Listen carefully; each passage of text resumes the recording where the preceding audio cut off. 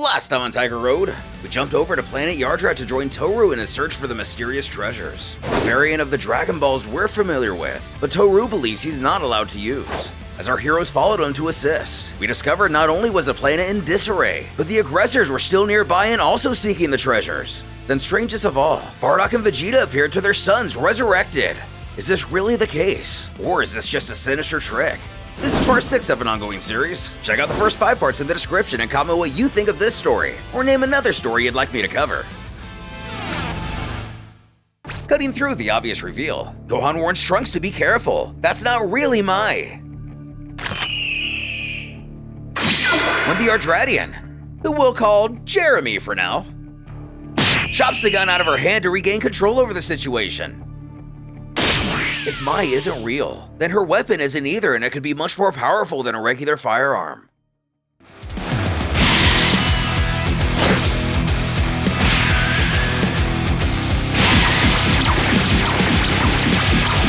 Fending off the Phonomechian, Gohan knows this isn't Piccolo, but he still doesn't want to fight him. Something about this has his emotions taking control and hindering his ability to battle. Also seeing this, Trunks comments how Gohan is holding back even though he knows that's not Piccolo. If this keeps up, he's gonna lose. Charging in.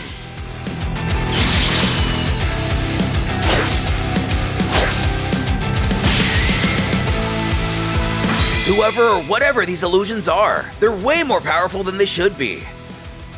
When Trunks screams for Gohan to stop Mai. And on the ground, she somehow overpowered Jeremy and is about to deliver the kill shot.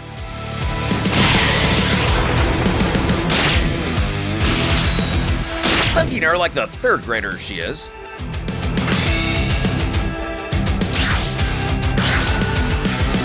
Trunks can't help back instinctively to protect her, leading to him getting stabbed in the arm.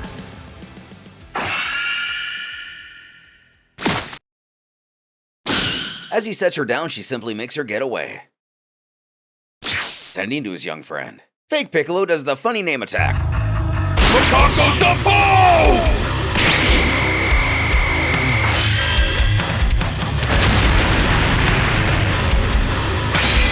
When they're inexplicably saved by Piccolo, the real Piccolo, which I guess my theory of Whis helping him get here could still stand. Asking who else he expected, he has but one question in mind. Why didn't you dodge? Actually, he questions what he's thinking, not fighting back, but it was really close. In response to his query, Gohan knows, but it's him. He doesn't want to fight him. He howls for them to not be scared. They must trust their senses and show this thing no mercy, as they act as an illusion to instill fear in their opponents. He wants the 3 of them to show it what it means to feel fear, hyping up the other 2. Back with Goku. Given when this story takes place, Goku largely still knows nothing about his father. The only description I think he's gotten is from Raditz, and maybe Frieza muttered something at one point. He inquires who this guy is. He kind of looks like himself. The creature beckons if he's forgotten his face. He supposes it has been a while. On the other side of the situation, Vegeta naturally recognizes his father just as well as ever. The so-called king chuckles. Figures that won't even approach their own parents, signifying that whoever's behind this isn't exactly familiar with Saiyan nature. Furthering this theory, Vegeta smirks that Saiyans have an unmistakable parent-child bond that helps them recognize their own. These pathetic tricks don't fool them. He really thinks these mind games are even gonna slow him down?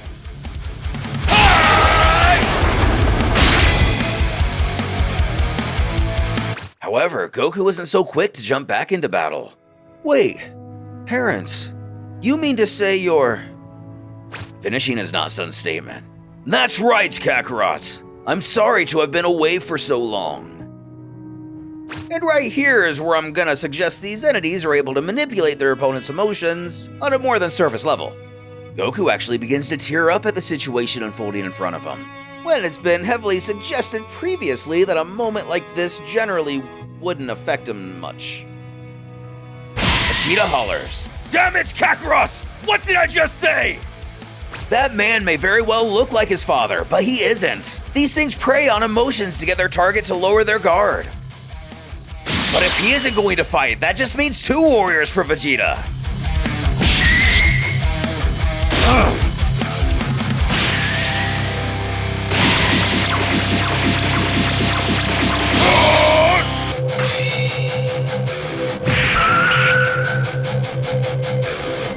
With Toru in his illusion of a dead brother. He stutters. Is it really you? Who laughs? Ha! What do you mean? Of course it's me. Is Yoki recovering okay? Replying. Yeah, she's doing fine thanks to you. Which is great to hear to his younger brother. Reaching out his hand.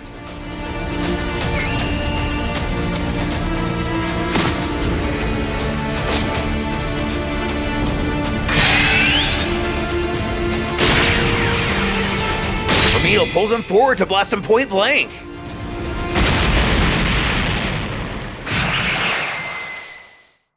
Knocking Toru out of the sky. He's caught by someone else.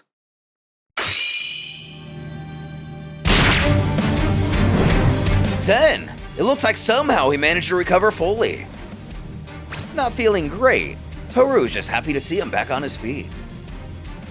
He smiles back for him to give himself a breather. He's gonna take care of this one. But how did he recover so fast? Is he also an illusion?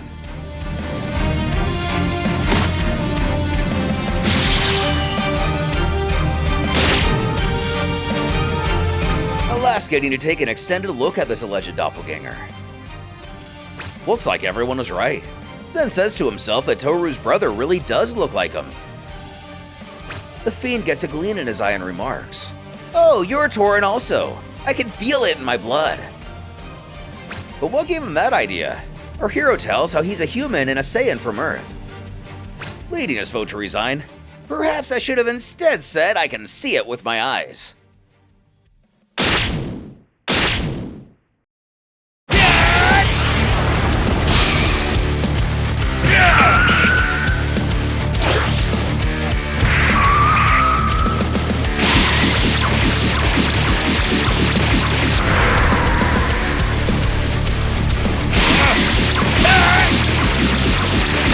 Following their initial skirmish, Zen mentions, "I have to admit this is a bit strange. I heard you died protecting someone not long ago." Who explains that in this world, there is no life or death. The only difference is whether you choose to believe what you've been raised to believe. And the only factor that determines these arbitrary things are your own thoughts. Surely whoever controls these illusions is now just playing mind games with our heroes.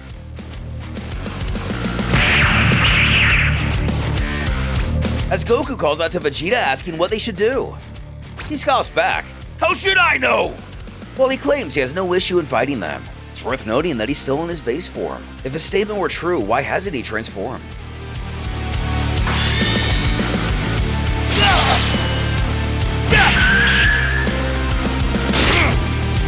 Damn it! Bardock rushing back into the fight. Goku stops him and smirks. "You're a pretty weird dad.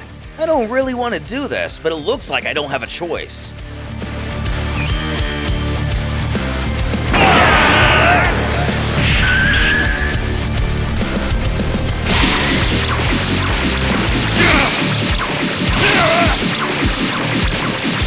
From below, Toru shouts that Zen should leave this to him. He should regroup with Goku.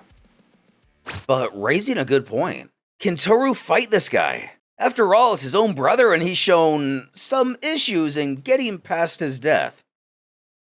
The Guardian smiles that he'll be fine. It's been a while since the two of them sparred, so it'll be fun. Letting this register for a moment. Zen thinks he understands and teleports away.